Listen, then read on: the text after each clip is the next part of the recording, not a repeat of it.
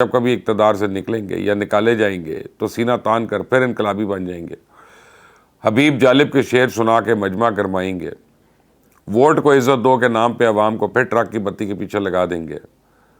سیاسی اشرافیہ کو یہی منافقت یعنی بیڈ گورننس کا موجد بنا دیتی ہے، اور اسی بیڈ گورننس کی وجہ سے پچھلے 78 سال سے پاکستان ایک نازک موڑ پہ کھڑا ہے۔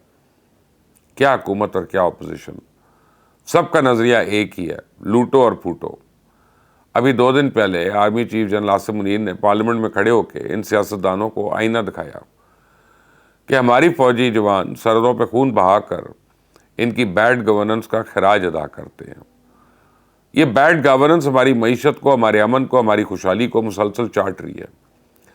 یہی بیڈ گورننس ہے جو ایک بے روزگار کو خودکشی پہ مجبور کرتی ہے، شدت پسندی کو پروان چڑھا رہی ہے، اور اسی بیڈ گورننس کی بدولت ہماری نوجوان نسل سسٹم سے مایوس ہو کر دہشت گردوں کی اعلی کار بن رہی ہے۔ آج وقت ہے پیچھے مڑ کر دیکھنے کا، اپنی غلطیوں کا اعتراف کرنے کا، اپنا قبلہ درست کرنے کا۔ اس کے بغیر ہم کسی متفقہ لاہ عمل تک پہنچ ہی نہیں سکتے۔ اس بات کا کیوں یقین ہے کہ دہشت گردی کے مسئلے کا واحد حل افغانستان سے مذاکرات ہے۔ افغانستان سے مذاکرات کے لیے عنقریب ایک جرگہ بھی کابل بھجوا رہا ہے۔